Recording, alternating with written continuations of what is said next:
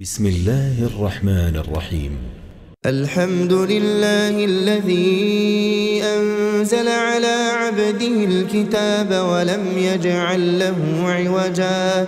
قيما لينذر بأسا شديدا من لدنه ويبشر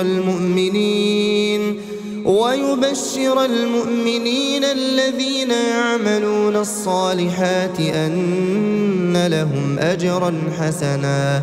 ماكثين فيه أبدا وينذر الذين قالوا اتخذ الله ولدا ما لهم به من علم ولا لآبائهم كبرت كلمة تخرج من أفواههم إن يقولون إلا كذبا فلعلك باخع نفسك على آثارهم إن لم يؤمنوا بهذا الحديث أسفا إنا جعلنا ما على الأرض زينة لها لنبلوهم أيهم أحسن عملا وإنا لجاعلون ما عليها صعيدا جرزا أم حسبت أن أصحاب الكهف والرقيم كانوا من آياتنا عجبا إذ أوى الفتية إلى الكهف فقالوا ربنا آتنا من لدنك رحمة وهيئ لنا من أمرنا رشدا فضربنا على آذانهم في الكهف سنين عددا ثم بعثناهم لنعلم أي الحزبين أحصى لما لبثوا أمدا نحن نقص عليك نبأهم بالحق إنهم فتية آمنوا بربهم وزدناهم هدى وربطنا على قلوبهم إذ قاموا فقالوا ربنا رب السماوات والأرض لن ندعو من دونه إلها لقد قلنا إذا شططا هؤلاء قوم اتخذوا من دونه آلهة لولا يأتون عليهم بسلطان بين فمن أظلم ممن افترى على الله كذبا وإذ اعتزلتموهم وما يعبدون إلا الله فأووا إلى الكهف ينشر لكم ربكم من رحمته ويهيئ لكم من أمركم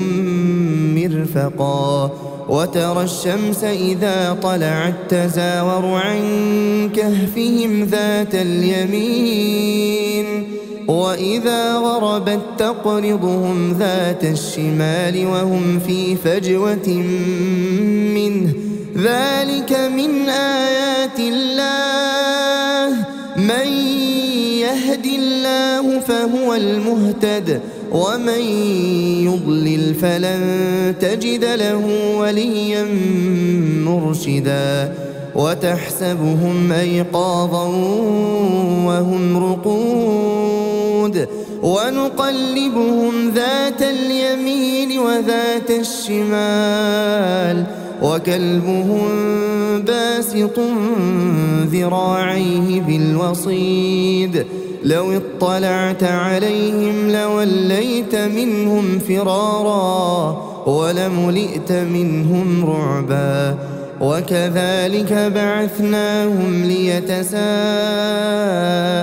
بينهم قال قائل منهم كم لبثتم قالوا لبثنا يوما أو بعض يوم قالوا ربكم أعلم بما لبثتم فابعثوا أحدكم بورقكم هذه إلى المدينة فلينظر أيها أزكى طعاما فليأتكم برزق منه وليتلطف ولا يشعرن بكم أحدا إنهم إن يظهروا عليكم يرجموكم أو يعيدوكم في ملتهم ولن تفلحوا إذا أبدا وكذلك أعثرنا عليهم ليعلموا أن وعد الله حق وأن الساعة لا ريب فيها إذ يتنازعون بينهم أمرهم فقالوا ابنوا عليهم بنيانا ربهم أعلم بهم قال الذين غلبوا على أمرهم لنتخذن عليهم مسجدا سيقولون ثلاثة رابعهم كلبهم ويقولون خمسة سادسهم كلبهم رجما بالغيب ويقولون سبعة وثامنهم كلبهم قل ربي أعلم بعدتهم ما يعلمهم إلا قليل فلا تمار فيهم إلا مراء ظاهرا ولا تستفت فيهم منهم أحدا ولا تقولن لشيء إني فاعل ذلك غدا إلا أن يشاء الله واذكر ربك إذا نسيت وقل عسى أن يهديني ربي لأقرب من هذا رشدا ولبثوا في كهفهم 300 سنين وازدادوا 9 قل الله أعلم بما لبثوا له غيب السماوات والأرض أبصر به وأسمع ما لهم من دونه من ولي ولا يشرك في حكمه أحدا واتل ما أوحي إليك من كتاب ربك لا مبدل لكلماته ولن تجد من دونه ملتحدا واصبر نفسك مع الذين يدعون ربهم بالغداة والعشي يريدون وجهه ولا تعد عيناك عنهم تريد زينة الحياة الدنيا ولا تطع من أغفلنا قلبه عن ذكرنا واتبع هواه وكان أمره فرطا وقل الحق من ربكم فمن شاء فليؤمن ومن شاء فليكفر إنا أعتدنا للظالمين نارا أحاط بهم سرادقها وإن يستغيثوا يغاثوا بماء كالمهل يشوي الوجوه بئس الشراب وساءت مرتفقا إن الذين آمنوا وعملوا الصالحات إنا لا نضيع أجر من أحسن عملا أولئك لهم جنات عدن تجري من تحتهم الأنهار يحلون فيها من أساور من ذهب ويلبسون ثيابا خضرا من سندس سندس وإستبرق متكئين فيها على الأرائك نعم الثواب وحسنت مرتفقا. واضرب لهم مثل الرجلين جعلنا لأحدهما جنتين من أعناب وحففناهما بنخل وجعلنا بينهما زرعا كلتا الجنتين آتت أكلها ولم تظلم منه شيئا وفجرنا خلالهما نهرا. وكان له ثمر فقال لصاحبه وهو يحاوره أنا أكثر منك مالا وأعز نفرا. ودخل جنته وهو ظالم لنفسه قال ما أظن أن تبيد هذه أبدا وما أظن الساعة قائمة ولئن رددت إلى ربي لأجدن خيرا منها منقلبا. قال له صاحبه وهو يحاوره أكفرت بالذي خلقك من تراب ثم من نطفة ثم سواك رجلا لكن هو الله ربي ولا أشرك بربي أحدا. ولولا إذ دخلت جنتك قلت ما شاء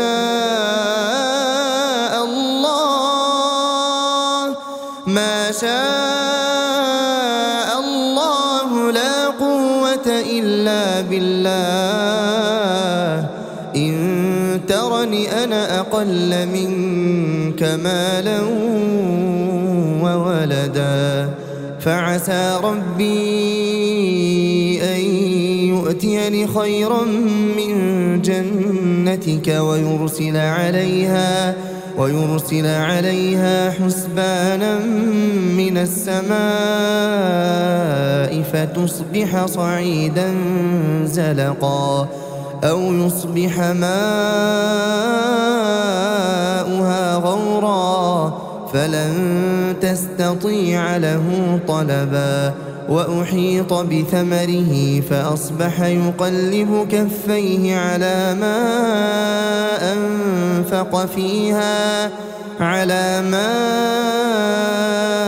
أنفق فيها وهي خاوية على عروشها ويقول يا ليتني لم أشرك بربي أحدا. ولم تكن له فئة ينصرونه من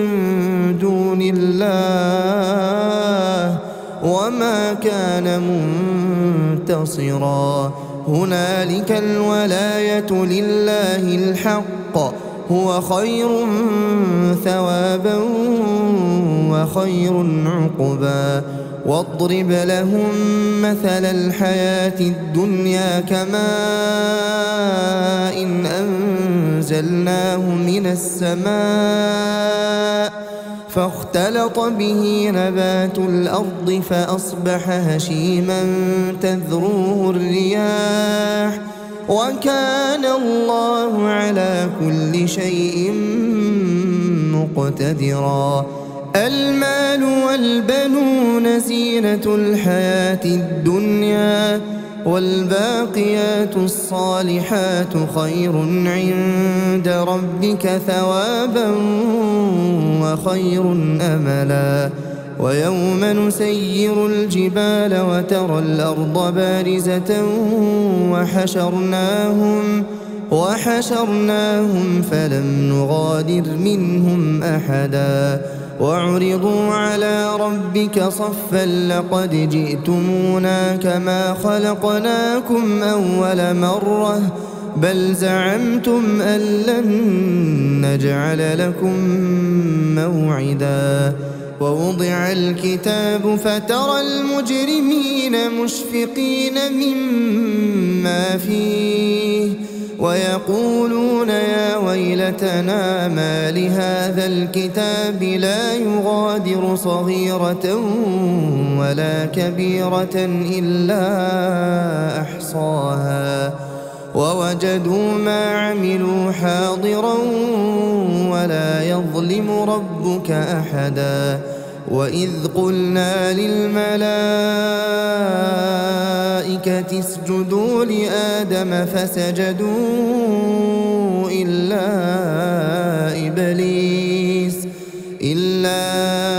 إبليس كان من الجن ففسق عن أمر ربه أفتتخذونه وذريته أولياء من دوني وهم لكم عدو بئس للظالمين بدلا ما أشهدتهم خلق السماوات والأرض ولا خلق أنفسهم وما كنت متخذ المضلين عضدا ويوم يقول نادوا شركائي الذين زعمتم فدعوهم فلم يستجيبوا لهم وجعلنا بينهم موبقا ورأى المجرمون النار فظنوا أنهم مواقعوها ولم يجدوا عنها مصرفا ولقد صرفنا في هذا القرآن للناس من كل مثل وكان الإنسان أكثر شيء جدلا وما منع الناس أن يؤمنوا إذ جاءهم الهدى ويستغفروا ربهم إلا أن تأتيهم سنة الأولين أو يأتيهم العذاب قبلا وما نرسل المرسلين إلا مبشرين ومنذرين ويجادل الذين كفروا بالباطل ليدحضوا به الحق واتخذوا آياتي وما أنذروا هزوا ومن أظلم ممن ذكر بآيات ربه فأعرض عنها ونسي ما قدمت يداه إنا جعلنا على قلوبهم أكنة أن يفقهوه وفي آذانهم وقرا وإن تدعهم إلى الهدى فلن يهتدوا إذا أبدا وربك الغفور ذو الرحمة لو يؤاخذهم بما كسبوا لعجل لهم العذاب بل لهم موعد لن يجدوا من دونه موئلا وتلك القرى أهلكناهم لما ظلموا وجعلنا لمهلكهم موعدا وإذ قال موسى لفتاه لا أبرح حتى أبلغ مجمع البحرين أو أمضي حقبا فلما بلغا مجمع بينهما نسيا حوتهما فاتخذ سبيله في البحر سربا فلما جاوزا قال لفتاه آتنا غداءنا لقد لقينا من سفرنا هذا نصبا قال أرأيت إذ أوينا إلى الصخرة فإني نسيت الحوت وما أنسانيه إلا الشيطان أن أذكره واتخذ سبيله في البحر عجبا قال ذلك ما كنا نبغي فارتدا على آثارهما قصصا فوجدا عبدا من عبادنا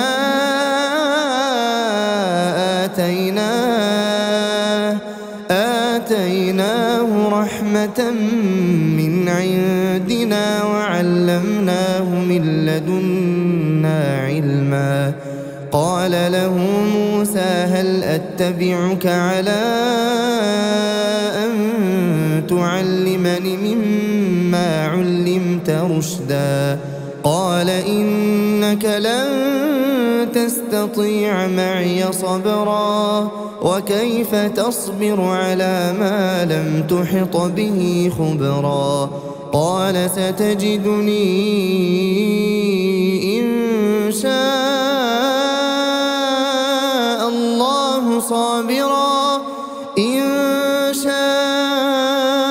الله صابرا ولا أعصي لك أمرا قال فإن اتبعتني فلا تسألني عن شيء حتى أحدث لك منه ذكرا فانطلقا حتى إذا ركبا في السفينة خرقها قال أخرقتها لتغرق أهلها لقد جئت شيئا إمرا قال ألم أقل إنك لن تستطيع معي صبرا قال لا تؤاخذني بما نسيت ولا ترهقني من أمري عسرا فانطلقا حتى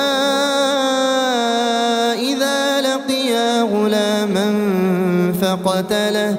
قال أقتلت نفسا زكية بغير نفس لقد جئت شيئا نكرا قال ألم أقل لك إنك لن تستطيع معي صبرا قال إن سألتك عن شيء بعدها فلا تصاحبني قد بلغت من لدني عذرا فانطلقا حتى إذا أتيا أهل قرية استطعما أهلها فأبوا أن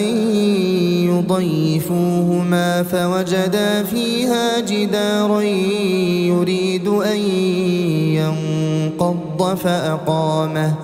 قال لو شئت لاتخذت عليه أجرا قال هذا فراق بيني وبينك سأنبئك بتأويل ما لم تستطع عليه صبرا أما السفينة فكانت لمساكين يعملون في البحر فأردت أن أعيبها وكان وراءهم ملك يأخذ كل سفينة غصبا وأما الغلام فكان أبواه مؤمنين فخشينا أن يرهقهما طغيانا وكفرا فأردنا أن يبدلهما ربهما خيرا منه زكاة وأقرب رحما وأما الجدار فكان لغلامين يتيمين في المدينة وكان تحته كنز لهما وكان أبوهما صالحا فأراد ربك أن يبلغا أشدهما ويستخرجا كنزهما رحمة من ربك وما فعلته عن أمري ذلك تأويل ما لم تسطع عليه صبرا ويسألونك عن ذي القرنين قل سأتلو عليكم منه ذكرا إنا مكنا له في الأرض وآتيناه من كل شيء سببا فأتبع سببا حتى إذا بلغ مغرب الشمس وجدها تغرب في عين حمئة ووجد عندها قوما قلنا يا ذا القرنين إما أن تعذب وإما أن تتخذ فيهم حسنا قال أما من ظلم فسوف نعذبه ثم يرد إلى ربه فيعذبه عذابا نكرا وأما من آمن وعمل صالحا فله جزاء الحسنى وسنقول له من أمرنا يسرا ثم أتبع سببا حتى إذا بلغ مطلع الشمس وجدها تطلع على قوم لم نجعل لهم من